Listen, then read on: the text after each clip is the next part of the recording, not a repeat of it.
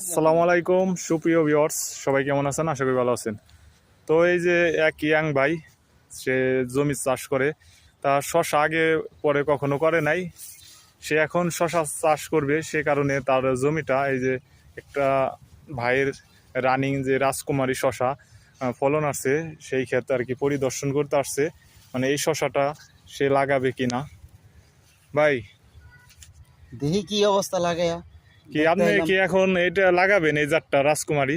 হ্যাঁ, লাগানোর চিন্তা ভাবনা আছে। মানে যা ফলন দেখলেন তাতে চলে কিনা? চলে। শশাটা কেমন আর কি?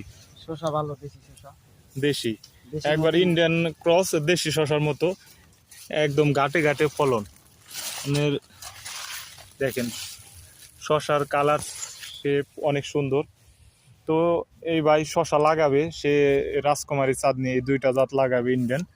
আপনারা যারা এখন শশা চাষ করতে চাচ্ছেন, এই 2 মাসের ভিতরে যারা চাষ করবেন, তারা আপনারা রাজকুমারী এবং চাঁদনি এই দুইটা জাত নিয়ে লাগাইতে পারবেন। এই দুইটা জাতই একই রকম, কালার শেপ সব একই।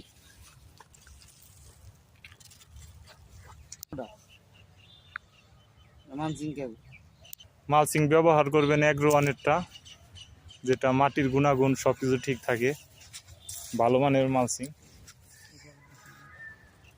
তো সবাই ভালো থাকবেন। যারা বীজ নিতে ইচ্ছুক, আমার স্ক্রিনে দেওয়া নাম্বারে সবাই যোগাযোগ করবেন।